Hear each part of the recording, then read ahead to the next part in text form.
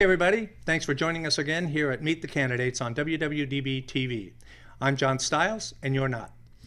With me today is Daniel Hofstein, who is running for the Assembly District 35 here in Southern Nevada. Daniel, welcome. Thanks for taking your life into your hands and joining us here at Meet the Candidate. Thank you so much for having me. I really appreciate being on the show. One of the things that I want to bring up first is you are running as a nonpartisan. Yes. Okay. Have you always been nonpartisan, or is this something that you just recently decided, okay, I've had enough, or whatever? For nearly my entire life, I've been a nonpartisan. I believe you should look at the person over the party. That said, because of our system the way it is, I registered as a Democrat for the first time 2 years ago in order to caucus for Bernie Sanders. It's not that I agree with all of his policies, because I really don't. But I believed he was an honest person who really just wanted to help others. And also, he was a big proponent of changing our campaign finance system that I think is truly plaguing the entire system, allowing large donors in. And he is one of the few politicians who is really making a large stand on this, and I appreciated that. Now, since then, I have again unregistered and am a nonpartisan. Okay. So, speaking of campaign financing, that is a very, very serious issue.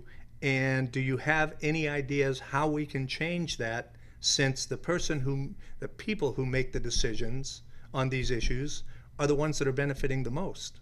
In other words, if you're in office and you're Sure. getting plenty of money and you can get the word out there and sit in your living room and just spend money and get your name and face out there, rather than having to walk the neighborhood, bang on the doors, meet people, and come and do shows like this, why would they do that? They wouldn't. Okay. And that's why we, the people, need to stand up and say, we demand change. And this is one of those issues that we can easily change if we just have the knowledge and we just go out there and vote, right? So some specifics that we could change here in the state, at least. For one, from a federal level, you can spend, an individual or business can contribute to a campaign $2,700 per cycle. $2,700 for the primary and $2,700 for the general, for $5,400 total. Right. Here in the state of Nevada, it's nearly double that amount per person. So you have races that require much less funding, but you can contribute $5,000 for the primary and $5,000 for the general. So if I'm a wealthy donor who owns 15 businesses and I can donate $10,000 per individual or business, 15 businesses, that's $150,000 that I can contribute to one campaign alone. That's a problem. So Okay, but you're talking about individuals or individual businesses. Myself, as an individual, I can donate $5,000.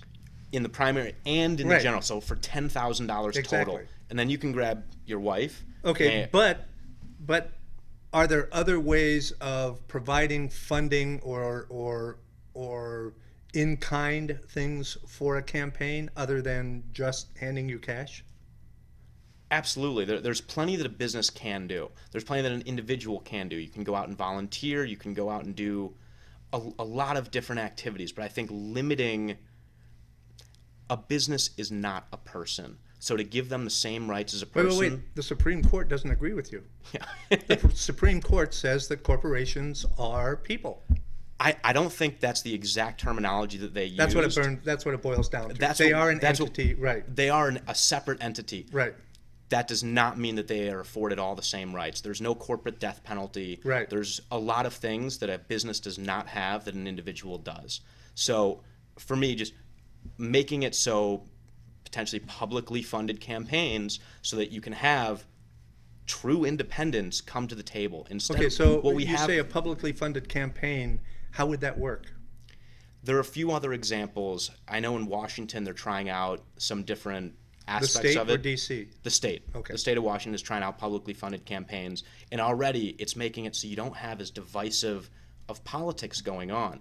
Because right now, where we have closed primaries and large contributors that can donate, if I'm a business and I identify a candidate that agrees with me, I fund their campaign, and then they get into office. It's not that they're changing their positions. It's that I, as a business, and whichever business I'm with, we can find candidates that agree with us, that are extremists in my view, Right. and then nearly fully fund their campaign so that they can win and go on and be in the state legislature. So that you get your way, but the other 29 people who live on your block don't, because they don't have the money to help this individual get into office. Correct. So, and I think there are a lot of different ways that we can begin to reform that system. It's not going to happen overnight, but one, limiting campaign contributions from what right now we're nearly double the federal amount. Yeah. Two, and this one's extremely unpopular, I think that campaign contributions should only come from the district that you're in. Absolutely, I agree with that. That's a big issue everywhere, I think. So right now, I'm running in District 35, which is Mountains Edge and Southern Highlands and a little other area around that. Right. But I can get financing from people who live in Nevada or in Boston or Chicago or New York or Wall Street. Anywhere in the U.S. I can take campaign contributions. Why? These are people who may never come to Vegas, who may never do anything Nevada or Las Vegas related. Why are they able to fund my campaign? So basically you're saying if I want to donate to your campaign, I should be a resident of your district. That is my personal belief. Right. Now, unfortunately, I don't see anything wrong with that. I can't fund that campaign as is without taking that outside money in the current state of affairs that we are. I believe in working the system from the inside, which is why I'm running, in order to get on the inside and make that change. And you bring up a good point, because a lot of politicians I've been around for a little while. So you were talking about Bernie Sanders. I followed his career for about 35 years. So that was one of the reasons that I got behind him. I don't agree with everything that he says, but he does have some very important issues. One that was important to me, that I think should be important to everybody, is he was talking about free education. Now, he said free education, but it really wasn't free. In other words, you had an opportunity to not put yourself in debt to get an education, a good education, a college education in this country, but you had some obligations once you did that, public service or something like that, that would give back in return. And I think that the more educated our populace is, the better off we all are. Because if you think that, let's take doctors, for example. So in the current state of affairs, it's going to cost you a couple $100,000 in student debt to become a doctor or a dentist or whatever. And it's crippling. And you see a lot of people or a lot of medical people who have gotten out of the business because they can't afford it. They can't afford the insurance, they can't afford the debt. And so now we are limiting the number of doctors that we have. So we're hurting ourselves and we're hurting future generations by doing that. But you know what?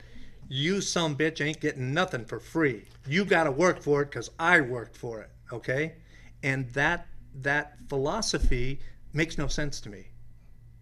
And I don't know if you agree with that or not, but I'm just saying that the smarter you are, the better off I am, because you're not going to be a burden on society, you know. And look, there's lazy people out there everywhere, and there's always going to be lazy people, and they're going to fall by the wayside.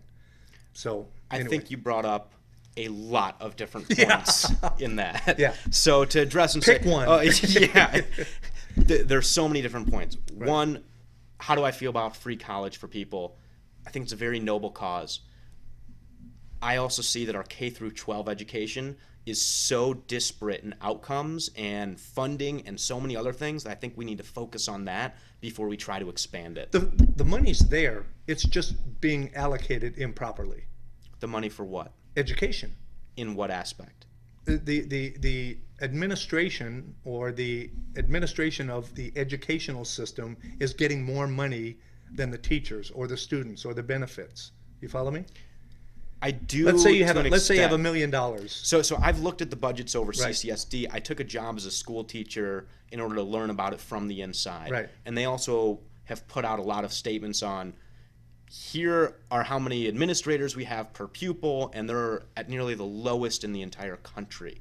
So CCSD, I think, has a lot of different issues, and that is just one in particular that it's a reason why I think we need to focus on K through 12 before trying to expand it and Right. go into Okay, so college education. what you're saying is based on your experience that it's just the money is being spent properly. It's just not enough of it.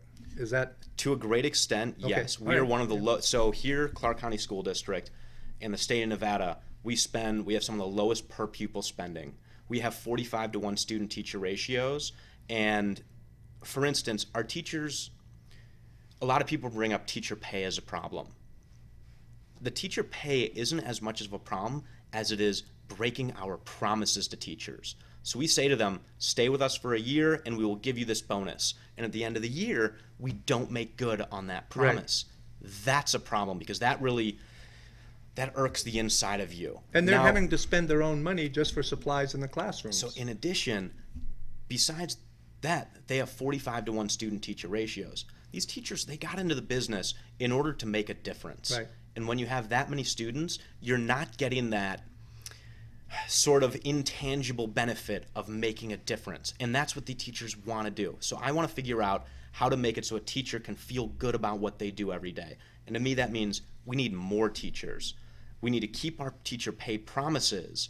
And then to address what you literally just said, yeah, I would like to have a stipend that teachers can use so that they're not coming out of pocket for those expenses. I mean, shouldn't school supplies, books, I mean, paper, pencils, pens, all of this stuff, shouldn't that be provided up to a point? Amen.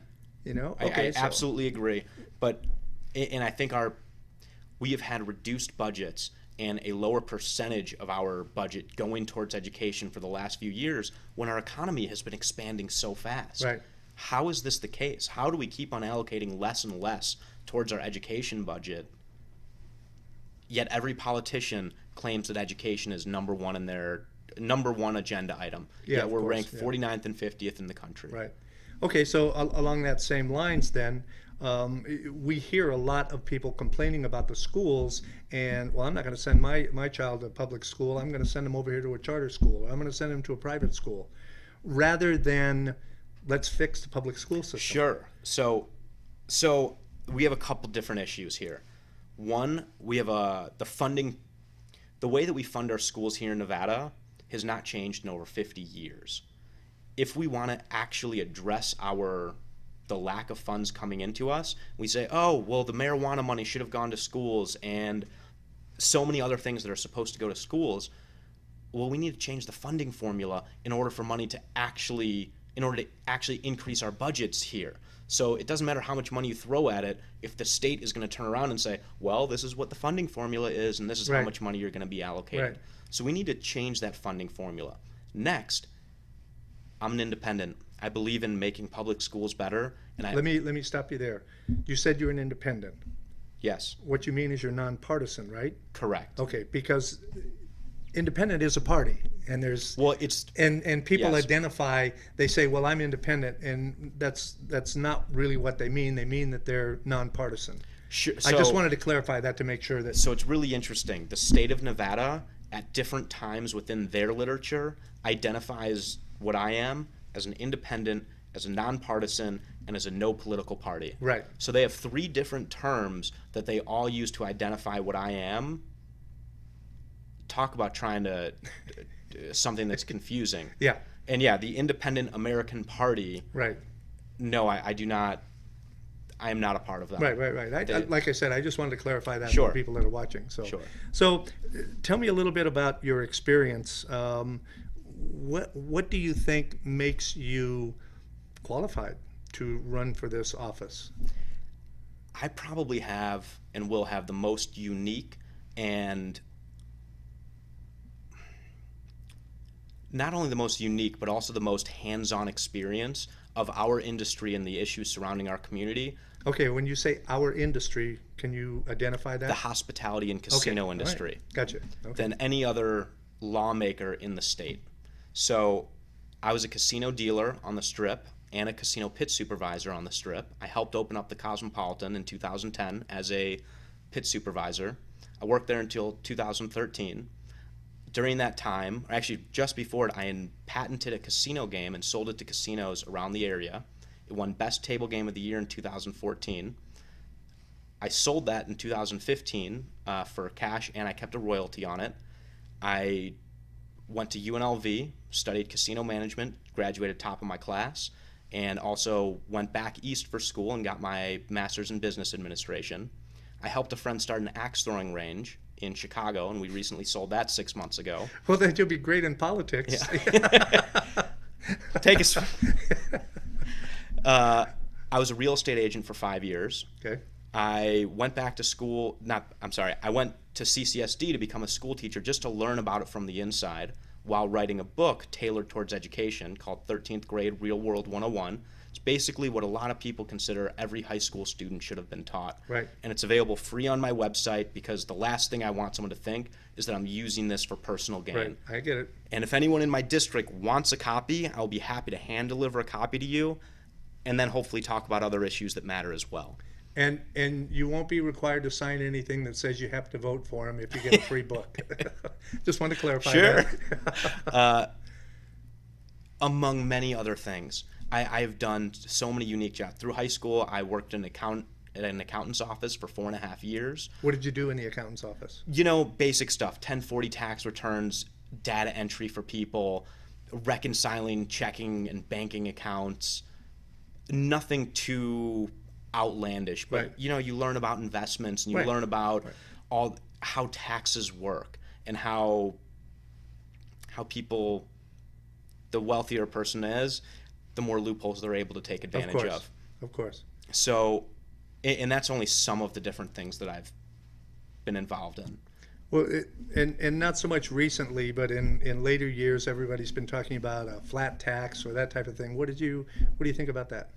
There are a lot of different ideas on what will work best, and the question is, what is also practical at the same time? So if you institute a flat tax, I think it's a wonderful idea. You're only charged based on what you consume, but it disproportionately affects the poor. And currently what our tax system tries to do is they say, okay, the poorest among us get taxed the least, and then the wealthiest get taxed the most. In practice, what we see is it's sort of like this, and it goes up, and then it comes back down when you hit Yep. those wealthier levels. Right. So I would rather get rid of all these loopholes and try and make it that type of tax that we... Historically, when higher income, large corporations, people like that have paid higher tax rates, the country itself has been more profitable and more lucrative. Sure. And because the middle class, which in my opinion is rapidly, are the consumers. And Sure. if they don't have the money to spend, So I'm of course concerned. Have you heard of the Laffer Curve? The Laffer Curve, that for anyone who hasn't heard, is a theory that basically at 0% tax rate and at 100% tax rate, the government receives 0% in zero tax dollars. Because at 0%, they're getting zero. At 100%, no one's producing. Right. So somewhere in the middle of this tax rate is an optimal place. Right. I don't think we should necessarily say what's government. I would rather see what's I don't think that's the right way to make policy just based on, what's optimal for the government. What's Right. fair to people, right? And it's somewhere in the middle what's there. best for the population. Exactly. What's best for everyone. Right. So I think a flat tax is a wonderful idea if at the same time we included a stipend for people. So if we set a flat tax and we said, okay, but the first 15, and I'm using arbitrary numbers Right. here. No. The first I understand that. $15,000 is tax-free. And if the tax was 10%, then that's $1,500. Right. And you take $125 a month and you give it to every single person in the nation as that being their first $15,000 free. I think that would be a good way to go about it so that you're not disproportionately affecting the poor. There are and you're countries keeping in the world that everything do fair. that. And it works. It's fantastic. But It again, stimulates the economy. and that's great. It really is. It really is. That said, here in Nevada, everyone is afraid. And I think that's the difference in today's Republican Party is based on fear and fear-mongering. That's their whole platform currently. Oh, I think there's a lot of that going on both sides of the aisle. And the Democrats are on the other side doing the same thing from the other end. Yes. So it's like, okay, we want you to be afraid. We want you to be afraid of this, this, and this. We want you to be afraid of the people coming across the border and killing your daughters and stealing your jobs. All of that said, we don't have a state income tax here in Nevada. Right. And I like that. I want to keep it that way. We should remain a low tax state.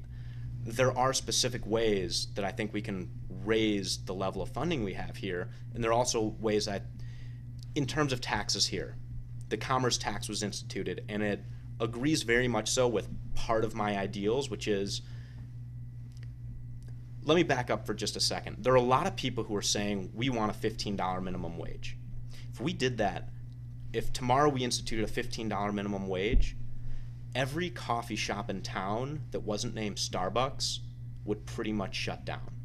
They would not be able to afford. They don't pay their managers that much. But couldn't it be based on the number of employees that you have, Exactly. the size of your business? Thank you. And this is what I think everyone misses, is they pick up one part of a phrase that someone says, and that's all. They don't hear the whole idea or the whole concept. Sure. So you say free education. Bullshit. I had to pay for my college education. Why don't they? It's not free education. It's deferred payment of the education, and it's not based on a crippling loan and percentage that you can't. I mean, I know people that are in their 40s and 50s that are still paying their student loans. What the hell is the matter? Yeah, anyway, never mind. Someone I'm running against, 47, I think she's still paying her student loans. Yeah. So, and there has to be an accountability, but there can be other ways of accountability. Sure. For example, you take the draft. Okay? The draft doesn't necessarily mean that you have to serve in the military. It can mean that you serve in local government for a year. You work out of the city hall, or you do this, or you do that, something based on your qualifications, that you are giving something back to your community and your country. Sure. And no, I'm not running. I don't plan to run. I'm smarter than that. Thank you very much. I want to Present help. company excluded. Yeah. Because there has to be people like you, so people like me can sit here and shoot their mouths off. Look, I can take a lot of criticism. I worked as a casino pit supervisor on the Strip. You wouldn't believe the amount of ridicule that we would get on a daily basis. Yeah, I can. That's anyone you're who's dealing been with in the public, hospitality, restaurant service, you name it. I grew up in the restaurant business. My mother owned a couple of restaurants when I was growing up, so that's the last thing I want to do. So to get back to the taxation issue, so minimum wage, $15 only for large businesses to keep them accountable and fair. The commerce tax, I think $4 million is a very low threshold. When you have some of the largest corporations in this country, the richest corporations, paying almost nothing in taxes, and their profit margin in the last 3-4 years has skyrocketed, but all of the money is going someplace else. It's not coming back into the community. It's not coming back into the system. We agree. Yeah. So I mean, that's an issue. We complain about the person who's getting $120 a month for food stamps, but the $29 billion a year that goes overseas because GE has all those tax advantages. And people don't even realize that the TANF, there are limits on that. You have a 5-year limit 5-year limits for your entire lifetime. You've got a 5-year limit on these different types of welfare programs, and people think they're just unlimited. I think all of us have known someone that has benefited greatly from that, and also someone who has taken advantage of it. Sure. And no matter what, we're going to have people taking advantage of the system, and we're going to have people that are winning based on the system. Sure. And I think, based on my observations, my experience, we have more people winning than we do have people taking advantage. I worked for the Department of Housing and Urban Development for quite a while. I was a consultant. And one of the programs that actually I ran right here in Henderson was a Community Development Block Grant Program, which meant the federal governments gave local entities a certain amount of dollars, and they decided how that money was going to be spent. And the city of Henderson at the time had a housing rehabilitation program that was just starting up, and it was basically, if you were a homeowner or a senior or whatever, you would receive a certain amount of money to fix up your home. And if you required more than that, you would get a deferred loan. In other words, you needed $12,000 to fix up your roof and bring your house up to code. you would get that money, or you would get that work. You didn't get the money, you got the work done, and it was paid for out of the block grant funds. But at the time that you sold that house or it changed names, they got their money back. Now, out of the hundreds and hundreds of people, are you familiar with the Pittman area down in Henderson? Not too familiar. One of the it's basically just off Boulder Highway just before you get into town, and it's one of the oldest in this area. Was really run down, and so now you have, after 2.5 years, you had an area that was brought up to standards, housing met code. Everybody won. And there were, out of 20 or 30 or 40, there were 2 or 3 that took advantage of the situation. Sure. But the overall benefit for all of us. I don't think we should make policy based on the 5% that's taking advantage of something. You should make it based on the 95%. That's exactly what we're doing. We're ignoring the 95% and we're focusing on the 5%. Yeah. And that's where the fear and the fear-mongering comes in. With that said, right, there's another issue that I want to bring up. Please do. That's why you're here. Transparency in government. Yes. A lot of people want to take money, public funds, the stadium, for instance. I think, and charter schools and private schools and welfare programs, you name it. There are a lot of different entities, public funds for private purposes. Exactly. Now, I have no problem funding our public schools or charter schools or welfare programs. It sounds great. I have a very simple solution to discourage people from taking that for private gain, and that's transparency. If you take even $1 in funding of public money, you should have to detail your expenses for the entire year. Absolutely. People who are on welfare are often poor with money, and they already have a lot of different forms to fill out and detail your expenses, and that's great. We want to make sure that you're spending this money appropriately. Why, a lot of people talk about an audit for our school system. We wouldn't need an audit if this information was just already publicly out there. Same thing with charter schools. Same thing. There are a lot of private schools that want to get their hands on this public money. You say, great. Well, that's another conversation in itself. But if you say, great, the only requirement we will have is you have to be fully transparent about where you spend money throughout the year.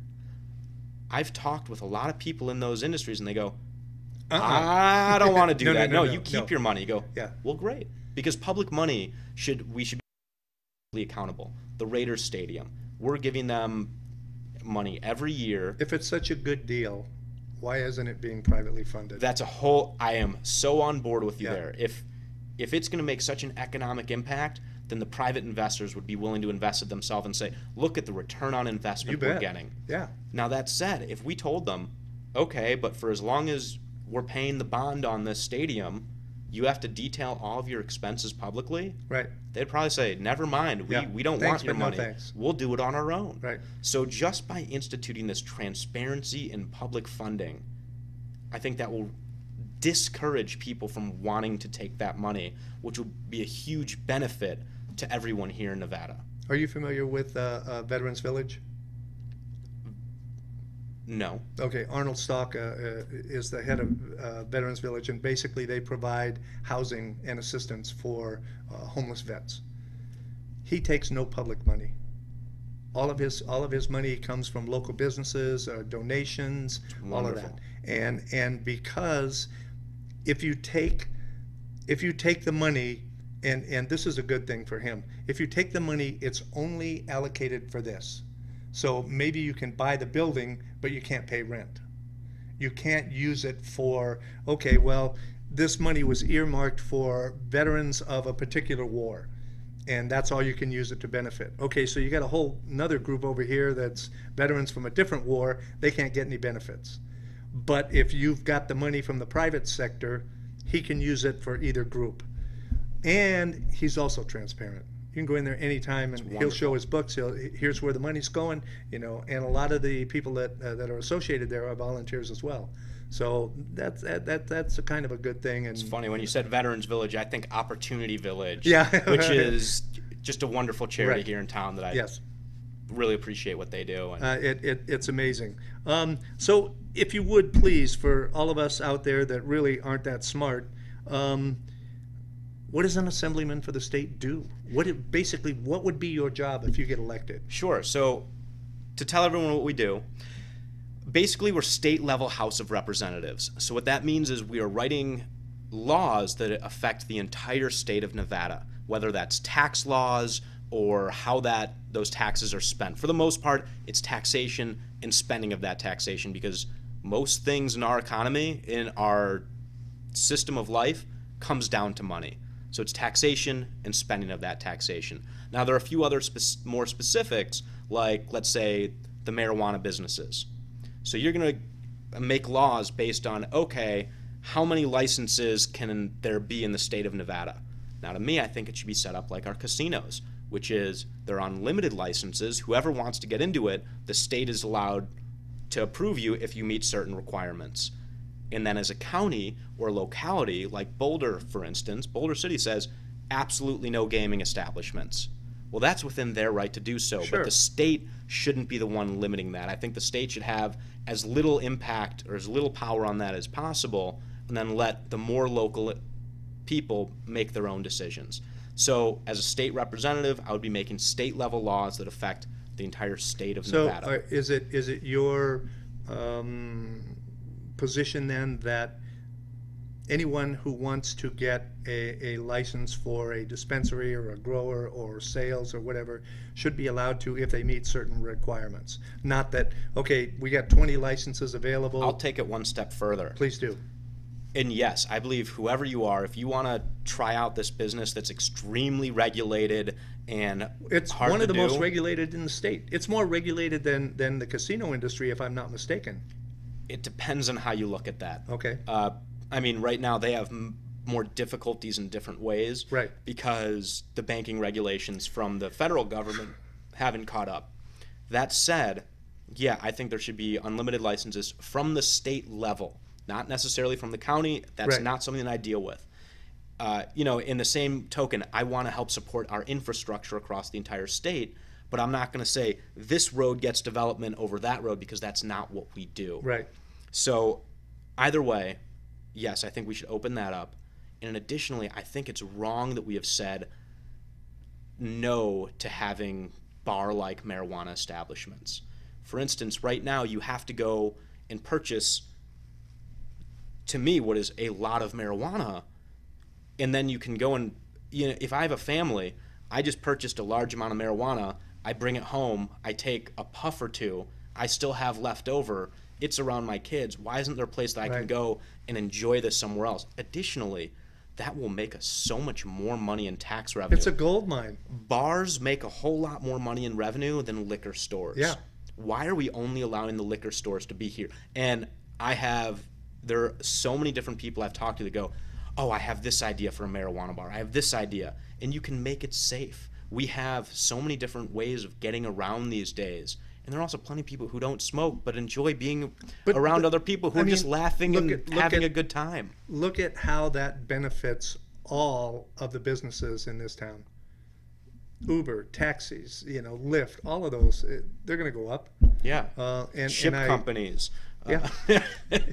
Pizza places. Pizza ice cream place, parlors, yeah, ice cream. 63 flavors. But there's so many opportunities there that we're missing out on. So people talk about, oh, well, how are you going to increase your funding for education? Say, by making these common sense policies that don't inhibit small business owners particularly. We're making these policies that help large business owners, and it's to the detriment of small business owners. But once you're in a business, you don't want competition, right? Once you're at a large enough business, That's right. you do not want competition. You do not want competition. Exactly. Because, hey, I got the market covered. And to so go back to campaign I got finance, mine. That's exactly those right. large businesses are the ones who get to fund the state level politicians. And if we fix that fundamental issue of campaign finance, which I will need a lot of help with, but if we fix that issue, it'll make so many other things be more fair and open up the opportunity for everyone. So, I mean, I stand for fiscal responsibility and frugality and social equality. No matter who you are, you should have an equal opportunity. And as a government, we should make sure that we are fiscally responsible and allow the greatest opportunity for everyone. Is that possible at the state level? Campaign financing reform? Oh yeah, right. I mean, as like I was opposed saying, to if you can't get it at the federal level, which I don't see anything happening there in the near future. well, here's an interesting thing. we say that money is free speech. Yet, even at the federal level, we limit the amount of money that you can contribute to campaigns. So those two ideas don't go hand in hand with each other. That said, like I said, it's a $2,700 limit on the federal level and $5,000 here in the state of Nevada. That shouldn't be the case. But then how do these campaigns or candidates get all the other money? Where's that coming from? Well, it should come from individual No. contributors. What I'm saying is, if as an individual I can only give you 5,000 in the primary. Okay, 5,000. so sure. For instance, you don't need that much money, but if I say something to you 20 times, you're more likely to remember it. Of course. Even if it's true or not. So and that was going to be my primary, question. What does it cost you for a TV ad? For a 30-second or 15-second ad. I will not be able to afford it. In addition, that would span too much. In my campaign, people send out mailers more than anything. Of course. In those mailers, in the primaries, they were sending out a dozen mailers each candidate so that they could get their message across over and over and over. They shouldn't have to do that. They should have to meet people. They should have to not tailor a all carefully that does, crafted in my message. opinion, you got 1 out of 100 people are going to read that flyer. So all you're trying to do is get name recognition. So and that's one of the reasons for this show is that, well, I just went to the polls and I voted for this judge because I don't know who these judges are and I saw his sign on the way here. and I'm Don't sorry. get me started on judge financing. Yeah. You're an attorney who's about to go up and about to talk about a case, yet you just gave a judge a campaign contribution. Right. But guess what? No one wants to change the system. Why because not? It benefits them. That's it. Because the ones who are benefiting from it are the ones who make the decisions. Yeah. So we need to change that. And I'm going to give you a couple minutes here to just talk to the constituents out there and tell them who you are, why they should vote for you, and what you think, what you want them to know. Sure. Anything. So if you would look into the camera and talk to the, what do we got, 570,000 viewers out there. Can I tell you something real quick before we start this? No, this is there are so many things within this campaign that started off as strange and are becoming more and more normal, like asking people for money or speaking into a camera. I've never done this in my entire life, or putting signs out on the road with your face on it. That is strange, and a lot of these strange things are becoming more and more normal. I worry what else is going to become more normal as I get more involved and do it. Yeah. All the time. So either way, so talking into a camera, to me, this is a... Okay, so let me ask you this question then. How are you going to maintain your current enthusiasm or positiveness? Because if you've been involved in politics at all, you know it's a dirty business. Sure. And it's very easy to get pushed over the side. How do you plan on... How are you going to handle that? Luckily, I really enjoy talking with people. I truly believe that nearly everyone wants to do good in this world, right? Whether it's name someone who's done disgusting things or great things, I do believe that I try to keep my mouth shut. In general, they do think that what they are doing is right and just. Yes. I may look at that differently. So I always try to understand the person and say, where are you coming from? Why are you talking the way you're talking, so that we can then have a better conversation. Rather than being, oh, you're talking negatively about me and push them away, I want to bring them closer and make sort of a more unified approach. Because I think that's something that's missing in our political spectrum as well. It's, let me fight back against you. No, let me understand why you feel this way and try and unite us so that we can work towards a more positive goal. And I think I'm pretty good at that. I was never the popular kid in school, but I was always the guy who got along really well with everyone. Yeah. So I hope to bring that same sort of unity, if you will, to the political process. How many people in your district? Do you know off the top of your head? There are about 41,000 registered voters. Okay. What about the unregistered voters? How are you going to get them in? Because So that to me, that's there are a lot of unregistered voters. which pisses me off. If you want to know the absolute truth, the unregistered voters, it will cost too much money to go after them, and I have to be strategic. No, I understand So- that. But once you are elected, if you get into office, how are you going to, because the next election is going to be a big one. Sure. And how do you get those people interested? I mean, the last few elections, the last presidential election, we had 40%, 47% of registered voters turned out to vote. So that's about 26 to 27% of the eligible people who are eligible to vote actually voted. So if you think for about who that, was in office. right? No, Yeah. no, no. I'm saying in total, when you look at, okay, 40%, 47% of registered voters turned out to vote. Okay. Okay, that's just registered voters. How about people who were Oh, eligible sure. to register? So of your entire population of people who are registered to vote, you had about 26, 24, 25, 26%, I forget the exact number, that actually voted. Which means if you're in a room with 10 people, 3 people are making decisions for everybody. So if you've ever been in a group of 3 or 4 people and trying to decide where to go have dinner, nobody's going to agree. So Yeah. I think that's something that we all need to work on, and it's one of the reasons we're here. So anyway, this is your time. Go to it. So I'll talk into this lifeless camera here and our wonderful help. Thank you. So I have the breadth of experience across a lot of different aspects of our economy. I worked in the casino industry for 5 years. I'm a patented inventor, a published author. I took a job in the school district in order to learn more from the inside. I've been in real estate for 5 years. I did accounting for 5 years. I have a master's in business.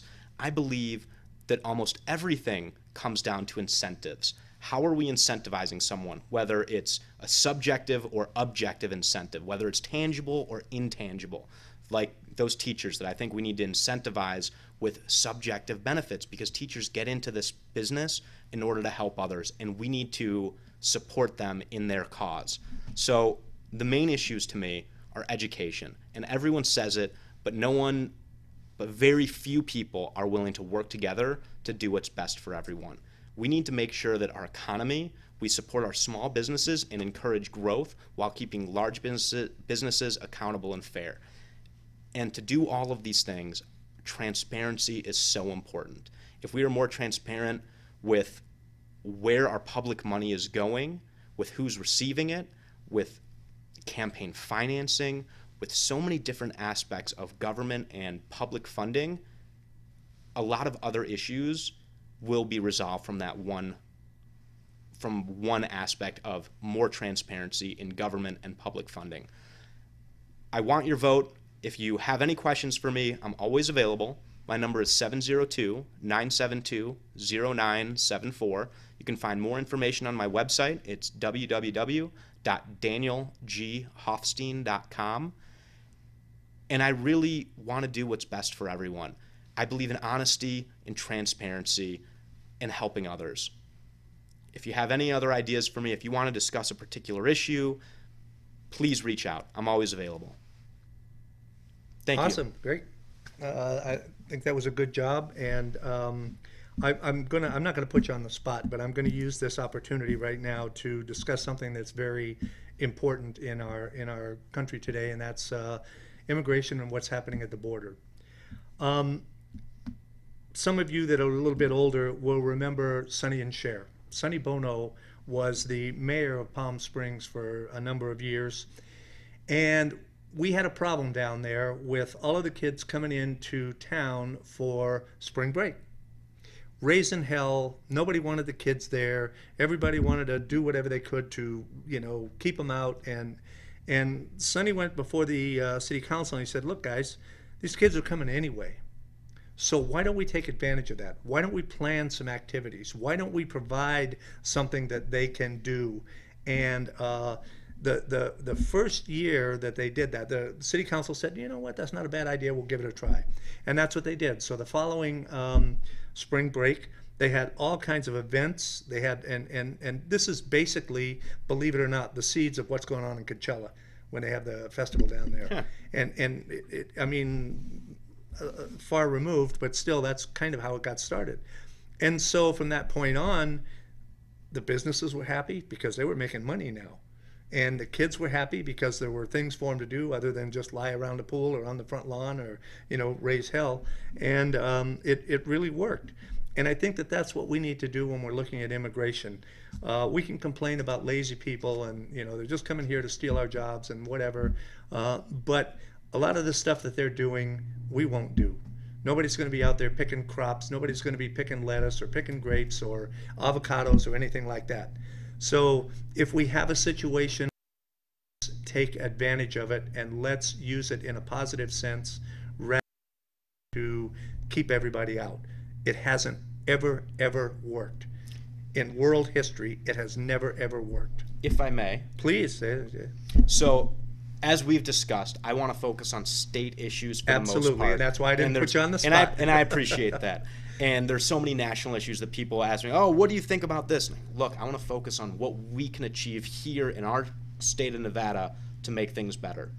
A lot of people say we need a sanctuary city or we need to prevent sanctuary cities without looking at the details. Exactly. To say, and from my perspective, the people who are for sanctuary cities basically say, I don't care, and this is what they want in terms of a law made, even though I don't think they fully understand it, because it's a sanctuary city means that even if you're arrested for a heinous crime, we will not deport you. And I think that's wrong. If you do something illegal, I would like to prosecute you to the full extent of the law. Absolutely. And not encourage that type of behavior.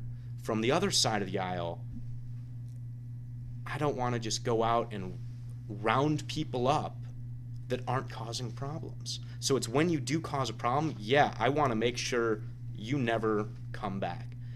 And then from it's just not reasonable to go ahead and try and find those people. It just doesn't make any sense. Okay, so you've been in a supervisory position, right, within a company? Yeah. And you have one employee that screws something up for everybody. So rather than make that employee responsible for their actions, you create a whole system of things to prevent other people from doing what this person did. Rather than address that issue and say, hey, you suck, you're out of here. It's a combination of both, Right. right? Like if someone's stealing from you, you don't make it easier for them to steal from you. Of course not. And you also take care of the problem at the same time. Right. So the sanctuary cities, it's like someone stole from you. It's okay, come back. No, that's not No, right. and that's not and on it. the other side, someone stole from you. Great, well, let's make a lockdown facility and spend a whole lot more money than we're ever going to save. Right. So both sides of the aisle need to say, let's have comprehensive immigration reform And you know what think can about help this that? logically. You know what can help that? Education. And it goes back to, and that's why I'm a very strong proponent of, if you want an education, you can have it. And we'll find a way to make you pay for it. And I don't mean that in a, but you know what I mean. It's like, we'll find a way that you can repay us for that education. It's just, the more educated we are, the more knowledgeable we are, whether it's just about the candidates or, why do we have traffic laws? What the hell do we have traffic laws for? So that when I'm driving down the street, some idiot doesn't run into me, you know? That's why we have drunk driving laws. And I had standing in line to vote when we were voting on the marijuana initiative. And I had a woman standing behind me and she says, well, I'm voting against it because I just don't want a bunch of people smoking dope out there. We have enough drunk drivers. And there are penalties. If you get behind the wheel, whether you're drinking, whether you're under the influence of whether it's marijuana or smack, whatever, there are. But in the overall scheme of things, people who are smoking weed aren't out there driving around. They're sitting home munching and watching TV or cartoons or something. And if they do go out driving while intoxicated in whether it's a prescription drug or alcohol or marijuana or something else, if you shouldn't be driving, you should be prosecuted. Lock your ass up.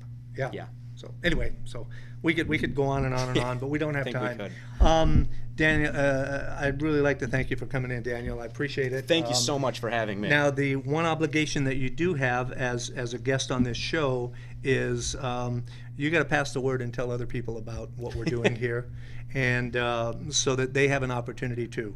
And I'm not asking you to tell your people that are running against you. It's great what you do. But if you know getting someone people that's out there, if you know someone that's running for office, especially judges, I'd like to get some judges in here so we know who the hell we're voting for.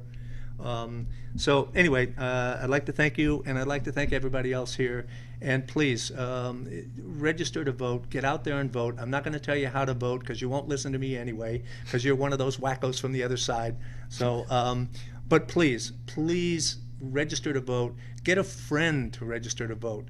Get your family to register to vote. And vote, because we are the ones that make the decision. If you think that not voting doesn't matter, then look at the 53% of registered voters who didn't vote that want to run around and complain about how things are. Anyway, I'm going to get off my soapbox now, and we're going to close this up. So I'd like to thank you all, and I'd like to invite anyone who's running for any office. I really, really, really do try to keep my mouth shut if I don't agree with you, but that's not always possible, and so I hope you'll forgive me. But thanks again, Daniel. Thanks again, and good luck in your campaign. I think that you got some hard road ahead of you, but I think you got a shot at it. well, thank you. Okay, appreciate it. Later.